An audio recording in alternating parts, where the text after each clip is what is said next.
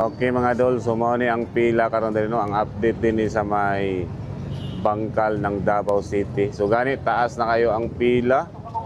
So matod pa nila mga dol, abot na daw sa may Buan area no.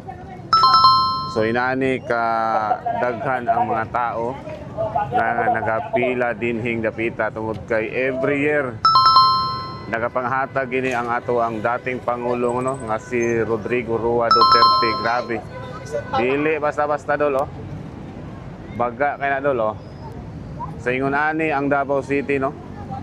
Every year gina siya nagapanghatag og pinaskuhan alang sa mga taga Davao. Dili lang sa taga Davao no, tibuok Davao region basta mo pila lang ka walay problema dol. Yon, baga kay na oh. Basta-basta dol. Oy, shout out. Jotin ko karon, kuha lang kong video kadali.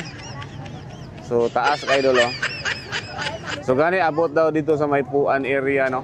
So ingunahan ni ang Davao City dol, dili basta-basta dol.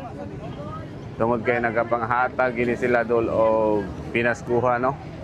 Every year gini. Pa nila dol, gamay ra daw pila ang lalaki ron tungod kay nangahubog daw no. Tungod kay Pasko magod gabi no. So muna ang mga babae ang daghan karon diri oh.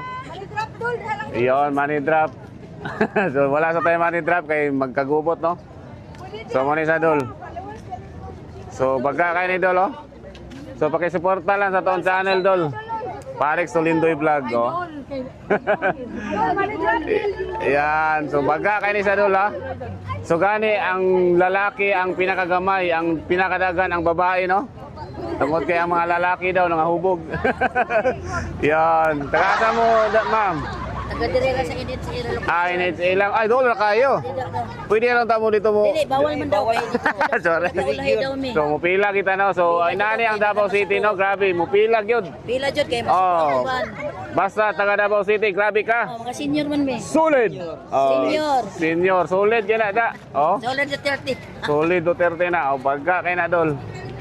O, gamay rin itong lalaki no. Oh, ang mga babae gipaulahi. Okay, daghan kayo ang... Lalaki daw paunahon. Ayan. Di ba?